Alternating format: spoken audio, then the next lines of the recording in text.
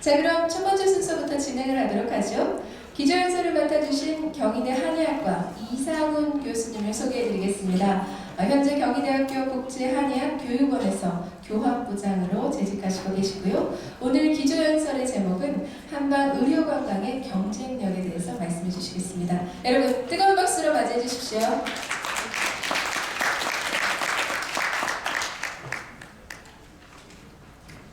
네, 안녕하십니까. 좋은 아침입니다. 먼저 오늘 한방 의료관광 특별전이라는 굉장히 뜻깊고 의미 있는 자리에서 여러분들과 만나게 되고 발표할 기회를 갖게 되어서 굉장히 영광스럽게 생각합니다. 오늘 제가 말씀드릴 내용은 한방 의료관광의 경쟁력은 무엇인가에 대해서 같이 말씀을 나누고 생각해 보도록 하겠습니다. 제가 이 주제를 갖고 요청을 받은 후에 여러 가지 생각을 해보았을 때 한방 의료관광의 경쟁력이라고 생각하는 것 중에 하나를 제가 화면 안에 하나를 넣어놨습니다. 여러분들 뭐라고 생각하십니까?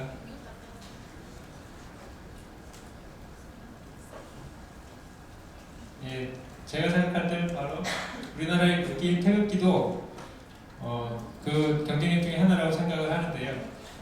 여러분들 일단 우리나라의 국기인 대한민국의 국기인 태극기는 그 이름 안에 태극이라는 말이 들어있습니다. 그 태극이라는 말은 동양 사상에서 우주 만물의 근원을 얘기하는 용어이고요. 또 하나, 이 가운데 있는 동그라미 안에 있는 빨간색과 파란색은 음과 양을 의미합니다. 음양 이론은 서양에서도 이제 많이 아시지 우리 몸의 밸런스를 유지해주는 하모니를 강조해주는 음양이라는 중요한 이론 중에 하나이고요. 각각 네 군데에 있는 것들은 각각 하늘과 땅, 물과 불을 의미하고 있습니다. 이 역시 한의학, 동양 사상이나 한의학에서 굉장히 중요한 의미를 내포하고 있습니다. 그래서 이러한 국기를 동양 사상을 이렇게 깊이 함축하고 있는 사실 국기는 그렇게 흔치 않고 거의 제가 볼 때는 유일하지 않나 생각을 합니다. 그래서 우리나라 국기에도 이미 동양 사상 또는 한의학적인 여러 가지 요소들이 내포되어 있기 때문에 여러분들이 국기를 보실 때마다 한의학을 생각해 주신다면 그 역시 큰 경쟁력이 되리라고 생각을 합니다. 저는 현재 경영의료원에서 국제진료실 진료를 담당을 하고 있고 대학에서는 국제한의학교육원에서 학생들에게 외국 학생들에게도 한의학을 강의를 하고 있습니다.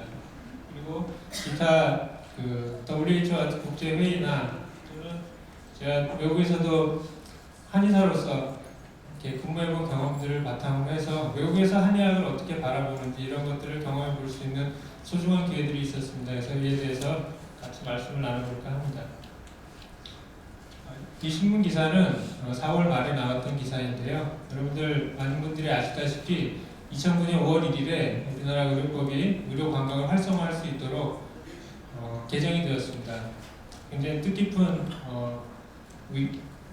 일이었다고 생각을 합니다. 이 의료법 개정이 어떤 영향을 주었는지 그 일례를 한번 들어보겠습니다.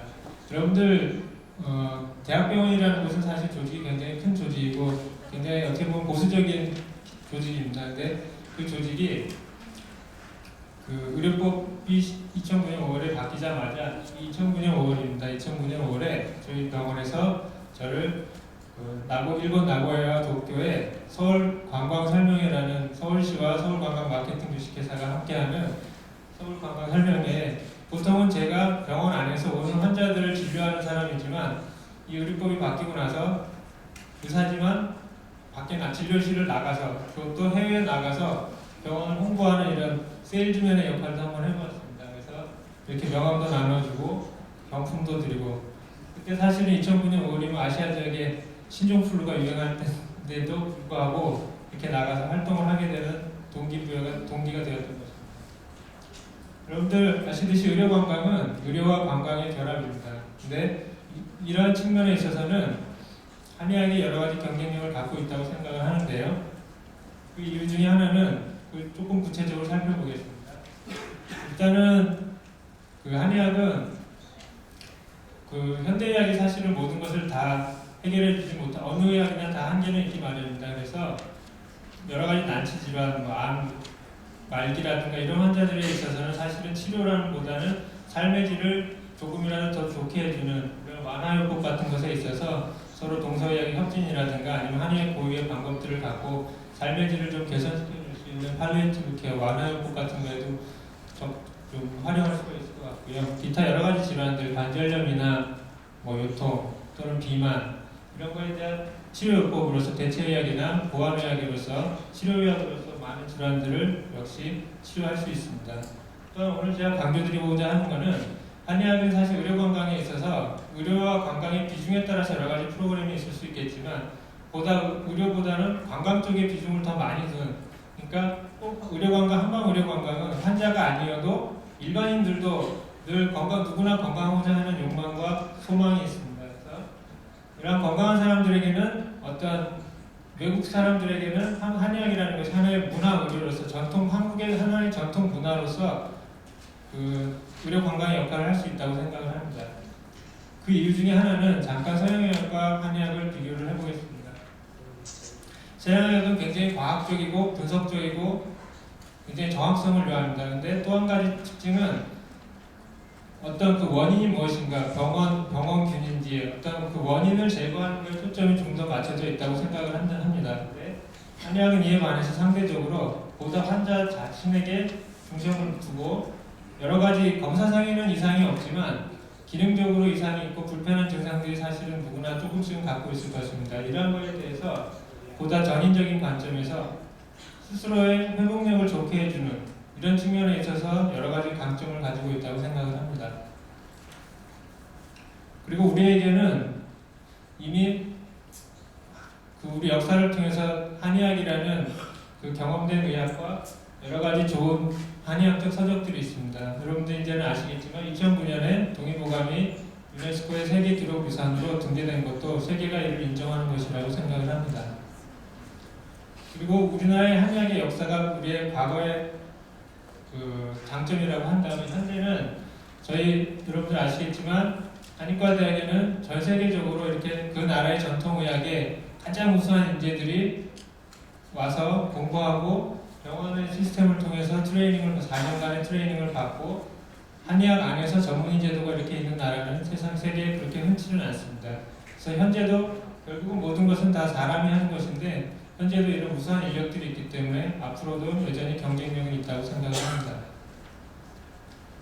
이러한 것들은 한의학이 조금씩 의료법 개정이 되면서 세계인들이 조금씩 더 잘 알아나가고 있습니다. 그래서 각종 설문조사에서도 한의학에 대한 우호도가 관심이 굉장히 높아지는 걸 볼 수 있고요.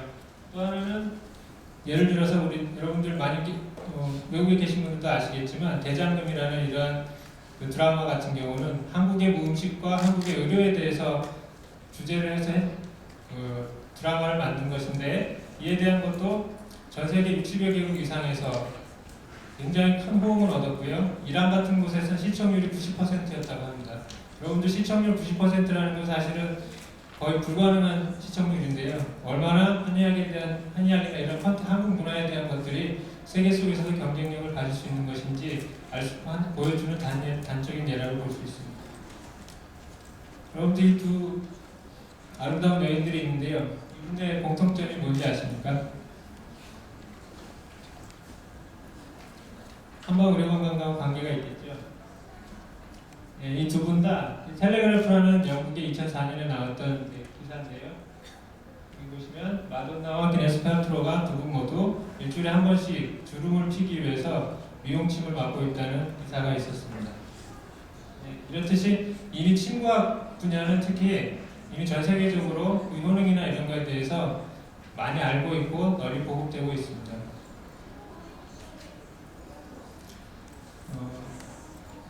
저희 한의학의 한방의료관광에 장점들이 있을 수 있겠는데 아까 말씀드렸듯이 조금 정리해보면 여러가지 환자의 체질이라든가 개인의 개체에 맞춰서 음식이라든가 여러가지 생활 섭생이라든가 이런 것들을 중시해서 여러가지 비만이라든가 그러니까 독소를 배출한다든가 스트레스나 이런 거에 대한 것도 해결 좀 더 도움을 줄 수 있는 보다 개체화된 개인화된 체질적 의학의 강점이 있겠고요. 또 하나는 우리나라의 사실은 70%가 산이지 않습니까? 그래서 여러 가지 산림욕이라든가 또는 음식 이런 거에 대해서 조금 후에 더 말씀을 드리겠습니다.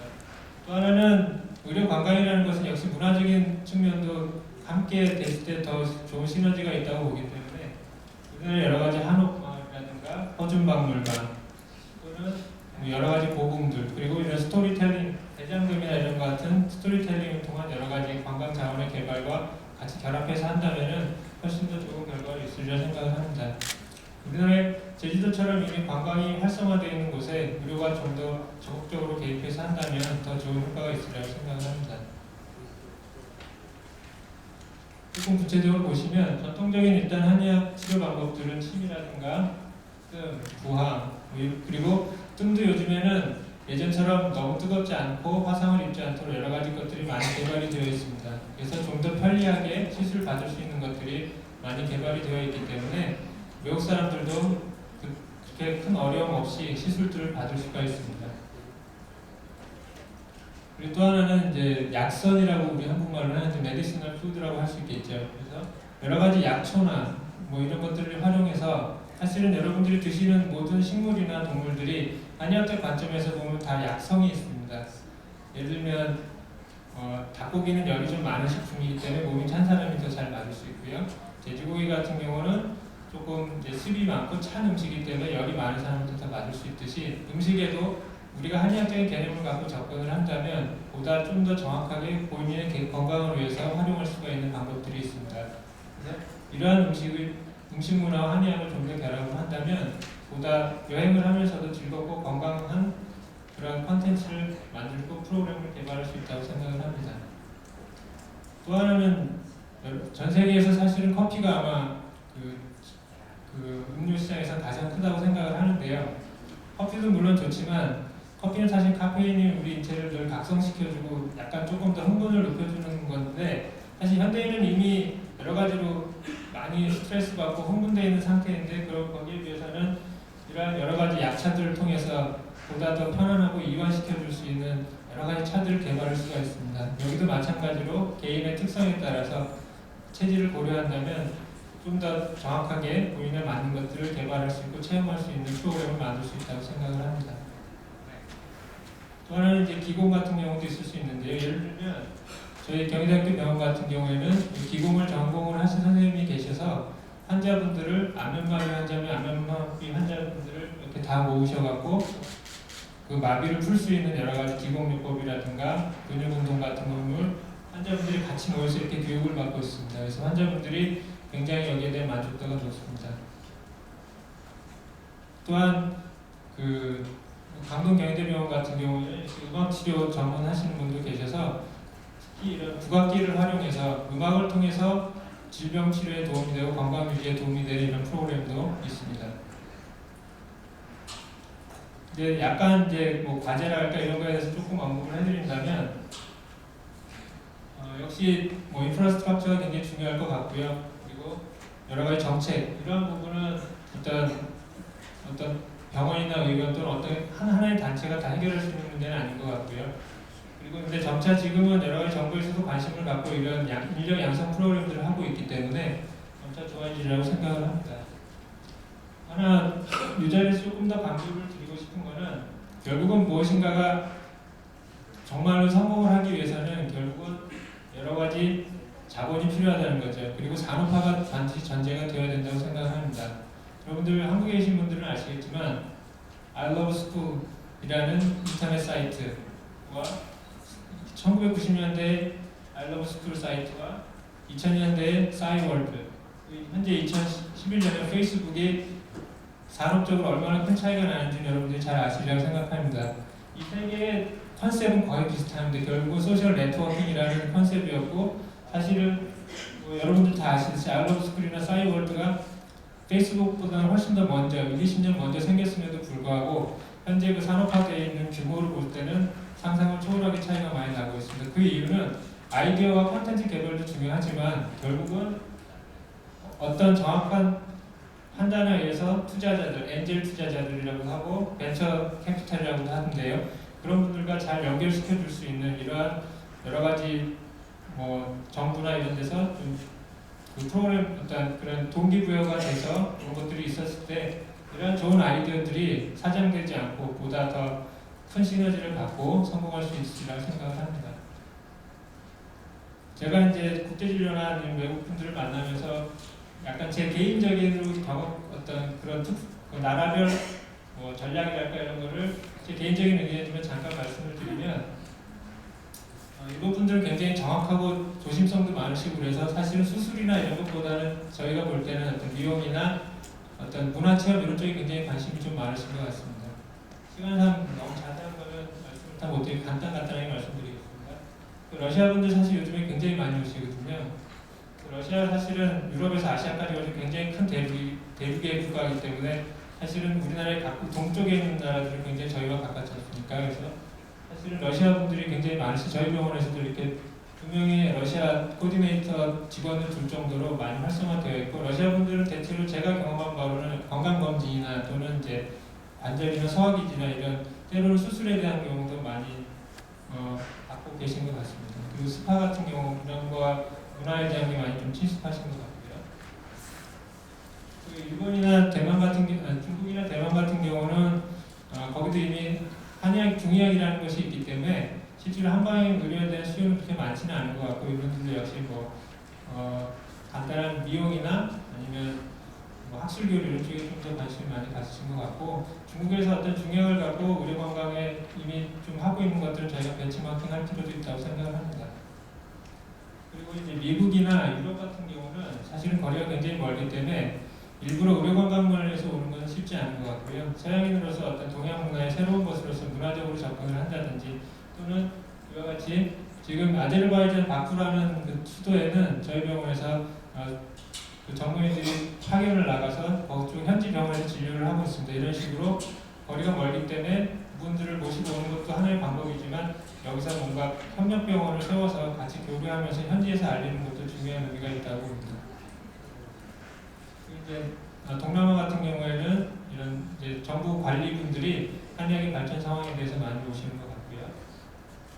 그리고 이제 중동에서도 사실은 그 오일머니가 많이 있지 않습니까? 그래서 이분들도 대장금이 사실은 제일 시청률 높았던 곳이 이란 90%라 그러거든요. 그래서 굉장히 이런 한의학적인 컨텐츠가 잘 이해될 수 있다고 봅니다. 그래서 이런 시장도 굉장히 앞으로 큰 성장할 수 있는 시장이라고 봅니다. 제가 여러 가지 그 말씀을 드렸지만 사실 그거는 이제 지금까지의 경험과 어떤 이런 것들을 말씀드린 건데 사실은 여러분들 이분이 누군지 아시겠죠? 스티브 잡스인데요. 아이폰에 사람들이 열광하는 이유는 사실은 기존에 어떤 스티브 잡스 이런 말을 했습니다. 소비자들은 자기들이 본인들이 실제로 원하는 것을 잘 모르는 수도 있다. 그래서 오히려 그 소비자들의 뭔가 좋아하는 성향을 따라갈 것만이 아니고 정말로 먼저 앞서서 제시를 했을 때 소비자들이 열광을 하는 것이거든요. 의료관광 같은 경우도 우리가 기존에 이제 사실은 외국 사람들이 한국 한의학을 잘 모르지 않습니까? 그래서 어떤 여러 가지 서베이는 서베이대로 큰 의미가 있다고 보고요. 또 한편으로는 정말 그들이 이미 잘 모르고 낯설지만 우리가 먼저 제시를 해서 크게 오히려 더 새로운 병역적인 마켓이라고 그러겠죠. 마켓을 만들 수 있는 이런 것들이 좀 필요하다고 생각을 합니다. 그런데 퍼스트 펭귄이라는 게 있습니다. 이 펭귄이 바닷속에 뭐가 천적이 있을지 모르기 때문에 먹이를 먹어야 되는데 겁나서 다 이렇게 머뭇거리고 있을 때 제일 먼저 뛰어드는 펭귄이 퍼스트 펭귄이라고 하는데요. 아직 한방의료관광은 초기 상태입니다. 그래서 여러분들이 이미 퍼스트 펭귄이거나 아니면 곧 퍼스트 펭귄이 되기 위해서 이 자리에 모이셨다고 생각을 합니다. 이제 좀 마무리를 하려고 했는데 여러분들 다시 말씀드리면 태극기를 보시면 음양과 태극과 오늘의 한의학을 생각해 주시고 그 열정을 담아서 각자 본인의 자리에서 열심히 협력을 해주신다면 한방의료관광은 여러분들이 꼭 불러오시면 되리라고 확신합니다. 네, 경청해 주셔서 감사합니다. 네, 진심으로 감사드립니다. 경희대 한의학과 이상훈 교수님과 함께한 기조 연설이었습니다.